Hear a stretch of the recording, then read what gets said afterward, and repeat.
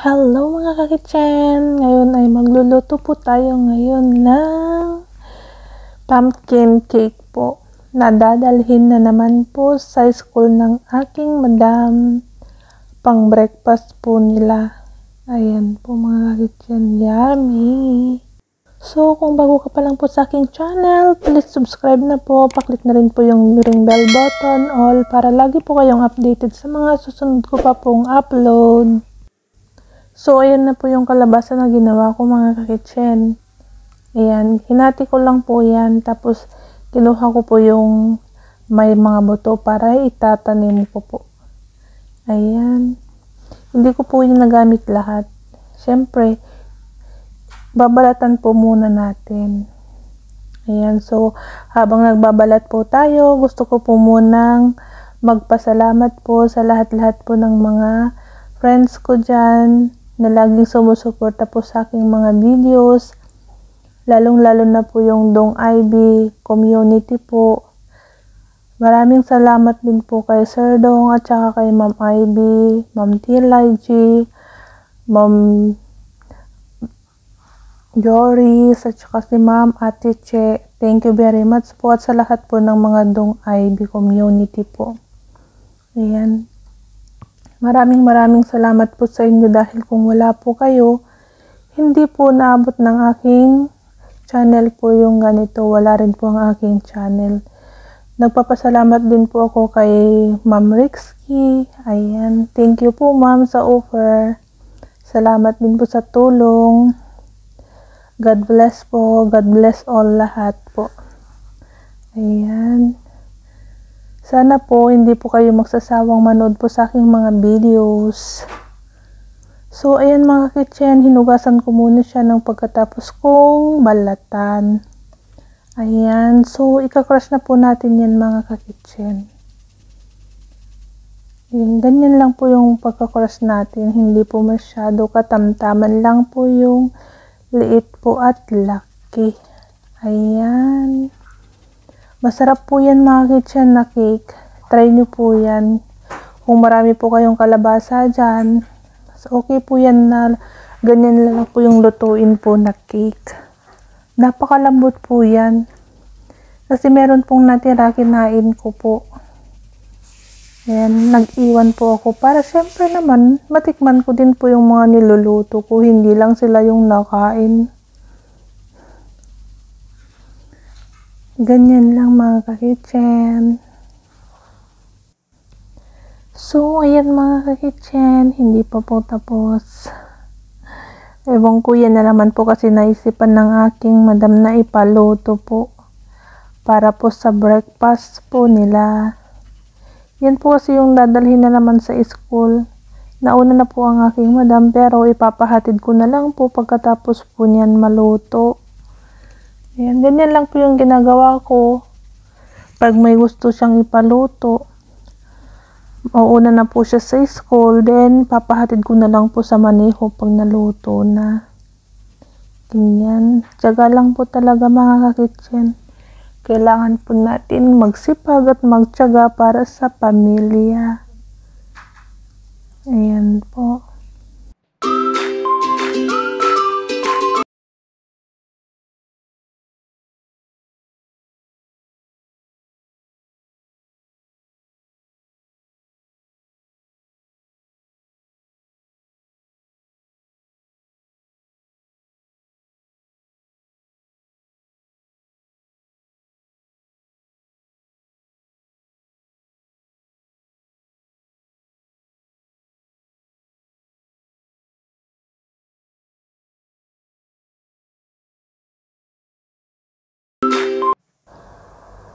So, ayan na po yung mga ingredients natin mga kakitchen. Naka-ready na po.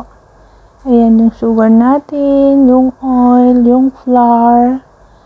Ayan, syempre yung eggs po natin, yung walnuts. At yung lahat po ng mga powder natin, yung vanilla, baking powder, baking soda, cinnamon powder, salt, at saka yung vanilla po natin. At syempre yung creamer po nating kalabasa. Ayan mga kakitchen. So, inuna ko po yung eggs at saka yung sugar po na minix po. Ayan, kailangan po natin siya i-mix po ng maayos. Mga 7 to 10 minutes po natin hanggang sa maging creamy po siya mga kakitchen yung itsura niya. Ayan, para matunaw po ng husto yung sugar po natin. At saka para malambot po yung cake natin mga kakitchen.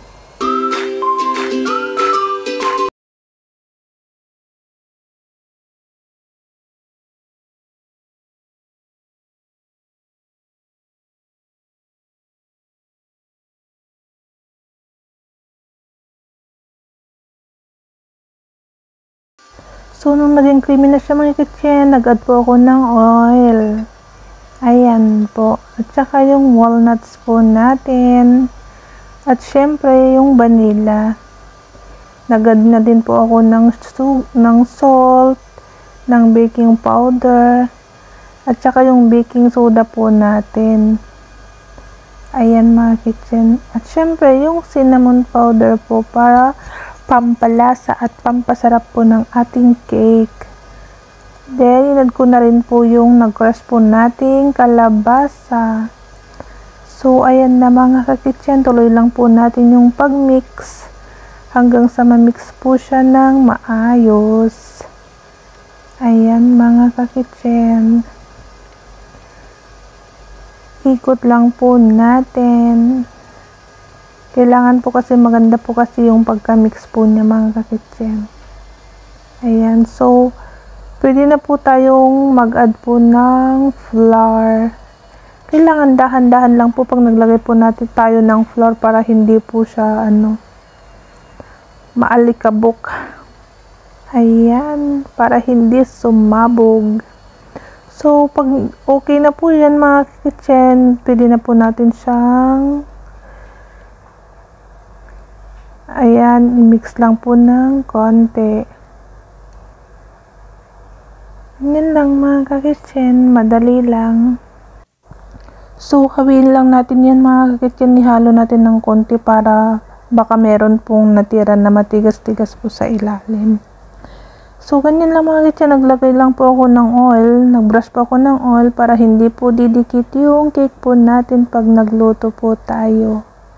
Ayan, pero yan mga kakitchen, pinapainit ko na po yan. Kailangan mainit po bago po tayo maglagay po ng cake po. Bago po natin lutuin, painitin po muna natin. Ayan, so ganyan lang mga kitchen. Ayan, nag-add po ako ng ganyan. Kailangan wag po natin siyang masyadong damihan, pero yung iba napadami ko po hindi ko na control. Ayan po. So, ayan, tatakpan lang po natin siya ng mga 3 to 5 minutes po. So, ayan mga kitchen, kailangan i-check po na natin kung luto na kasi makikita mo naman po, tusukin mo lang po siya. Kung wala na pong nadikit, ibig sabihin, luto na po siya.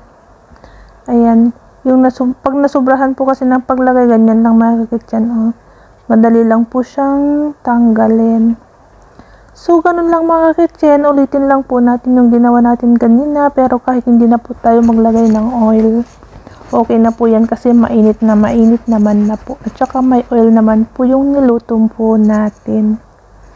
Ayan.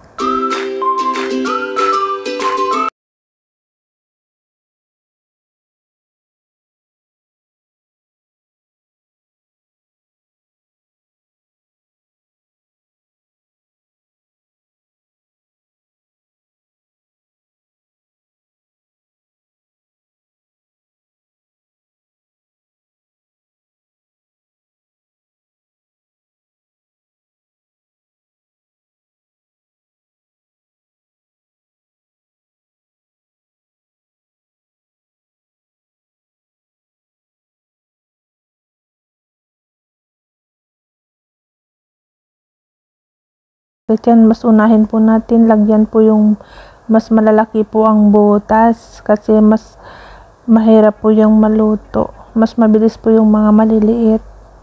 Kaya ihuhuli po natin lagyan yung mga maliliit po mga kakitchen. Ayan. Malapit na po tayong matapos.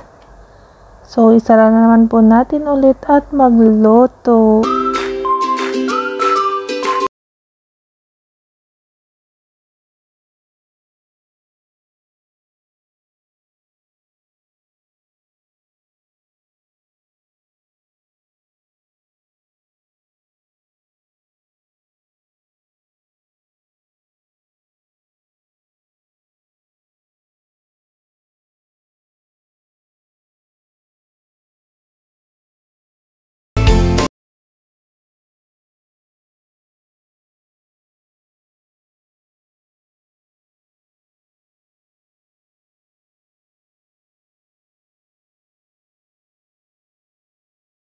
Tapos na po tayong magluto. Ayan. So, i-arrange na lang po natin sa lalagyanan. Ang gaganda naman po kasi mga flowers po yung aking ginawa na pang design. Yung flowers po kasi ang ginamit kong paglutuan ulit. Kasi mas maganda po kasi yun. Marami din pong mga design. Meron din pong ibang design. Pero yan po yung napili ko. Kasi gustong-gusto ko po kasi yung mga flowers. Ayan mga kakitchen. Sana po nagustuhan naman po ninyo ang aking ibinahagi na video po sa inyo at recipe mga kakitchen. Ayan. So, itry nyo na rin po yan mga kakitchen. Pang merienda time, pang tea time, lahat po ng oras. Pwede rin pang dessert. Ayan mga kakitchen. So, ipapadala ko na lang po yan sa school. Pag natapos na po. Ayan. Siyempre, sasamahan ko na rin po yan ng hot milk tea po, mga kakitchen. Ang galing naman.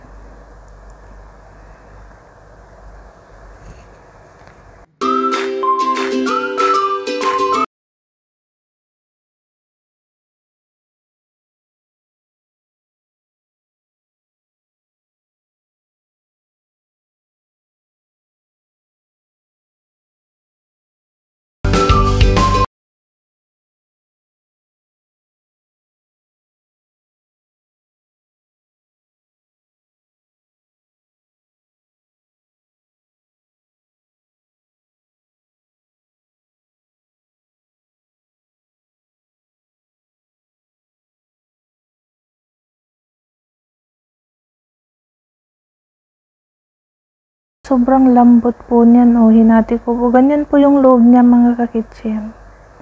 Ayan, kasi, kaya ganyan po yung kulay. Meron po yung cinnamon. So, yun na mga kakitchen. Kain na po tayo. Yan po yung dinner ko ngayon. Ginawa ko na pong dinner. Ayan. Ang sarap-sarap naman. Yummy. So, sana po nagustuhan po ninyo mga kakitchen. Thank you for watching po and God bless all.